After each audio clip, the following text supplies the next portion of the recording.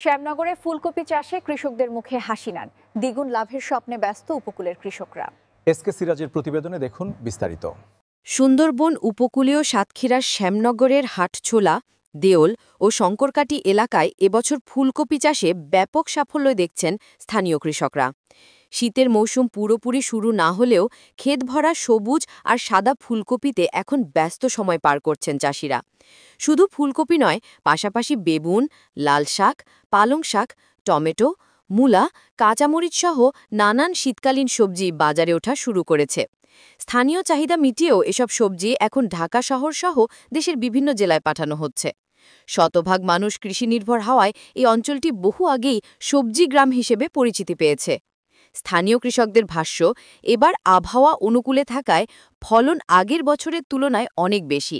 তেমন কোনো ঝড় বৃষ্টি বা প্রাকৃতিক দুর্যোগ না থাকায় ক্ষেত একেবারেই ক্ষতিগ্রস্ত হয়নি। একই সঙ্গে বাজারে ফুলকপির চাহিদা ও মূল্য দুটোই ভালো, ফলে কৃষকদের মুখে হাসি ফুটেছে। উপজেলার শঙ্করকাটি গ্রামের কৃষক মোহিনীমোহন রাজু জানান, করোনার সময় চাকরি হারানোর পর থেকেই আমি পুরোপুরি কৃষিকাজে নেমে পড়ি। এবার ১ বিঘা ১০ শতক জমিতে নিম যা এ নামের বীজ ব্যবহার করে ফুলকপি চাষ করেছি। ফলন অত্যন্ত ভালো হয়েছে। যদি বাজার এভাবেই থাকে তাহলে এই মৌসুমে ১৫০০০০ টাকার মতো লাভ হবে বলে আশা করছি। গত বছরের তুলনায় এবার দ্বিগুণ লাভের সম্ভাবনা দেখছি। সরকার যদি সহযোগিতা করে তবে আমরা আরও বড় পরিসরে সবজি চাষ করতে পারব।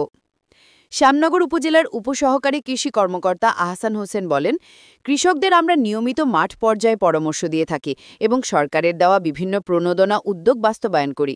এই মৌসুমে ফুলকপির ফলন খুবই ভালো হয়েছে, বাজার মূল্যও সন্তোষজনক, তাই কৃষকরা যে এবার ভালো লাভবান হবেন তা নিশ্চিতভাবে বলা যায়। উপকূলীয় অঞ্চলের কৃষির উপর নির্ভরশীল মানুষের জন্য এই সাফল্য নতুন আশা জাগিয়েছে। প্রাকৃতিক দুর্যোগের ঝুঁকি থাকা সত্ত্বেও শ্যামনগরের কৃষকরা সবজি উৎপাদনের যে স্বনির্ভরতার পরিচয় দিচ্ছেন তা স্থানীয় অর্থনীতিকে আরও শক্তিশালী করে তুলছে।